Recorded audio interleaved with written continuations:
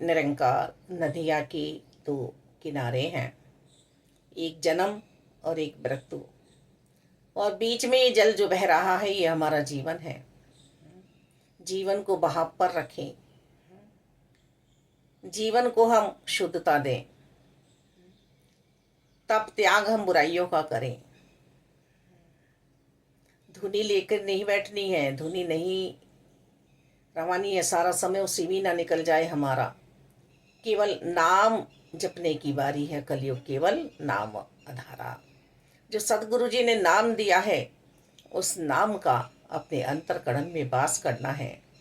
उस प्रकाशित आत्मा को अंधेरे में नहीं जाने देना है, यहाँ अंधेरा नहीं करना है। एक बार प्रकाश मिला है इसको, अब इसे हम बुझाए ना अपनी आत्मा के प्रकाश को।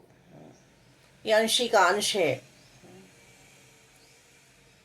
हम जब परम सत्ता से मिल बैठते हैं तभी परोपकारी हम कर्म भी कर पाते हैं, तभी हम दूसरों का भला मांग पाते हैं। सबका भला करो करतार, मेरी मंग है ये दातार।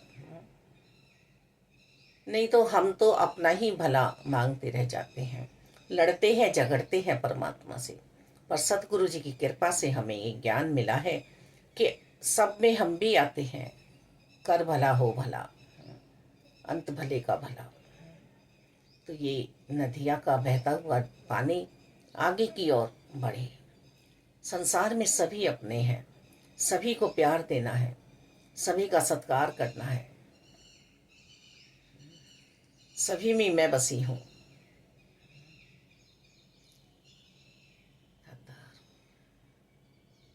इस जल को जो नदी का आगे की ओर बह रहा है, मैं पीकर अपनी प्यास बुझाऊं।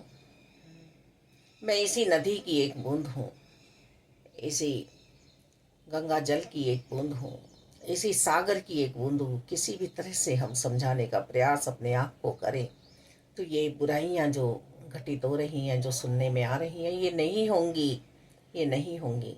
मुझे मेरा निरंकार हर पल देख रहा है, ऐसा आभास होते ही मैं बुराइयों से बहुत बहुत बहुत दूर रहती हूँ। मालिक, दिख चाहे कुछ भी रहा हो, पर मेरा मन तो मेरे काबू में है ना। इस पे ध्यान रखना है, ये ध्यान लगाना है कि मेरा मन मेरे काबू में है। बस कैसे कैसे घटनाएं घट रही हैं।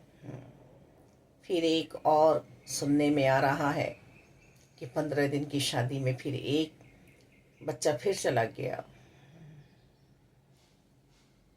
ये सब मन के कारण हो रहा है, सब मन के कारण हो रहा है। कहीं मोबाइल ना मिलने पर पुत्र ने अपने पिता को ही मार दिया। उस माँ से पूछें जिसका सुहाग भी गया, जिसका बच्चा भी जेल में गया। उस माँ ने ऐसे संस्कार तो नहीं दिए होंगे। मन बेकाबू हो गया था, बाढ़ आ गई थी मन में बुराइयों की, बह चला बुराइयों की ओर।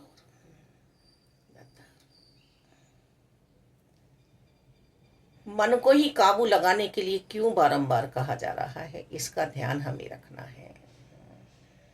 मन जो मांगे वो उसे मत दो, जो आवश्यकता है वो पूरी करो। मन बिगड़ने में देरी नहीं लगती है। हमारा शरीर सत्संग में बैठा हुआ है और मन कहीं सहर कराता है। ये मन बहुत छलावा है, हमें छल लेता है। इसीलिए हे नर, तू ब्रह्म ज्ञान की दात को प्राप्त करके अपने जीवन को सुंदर बना।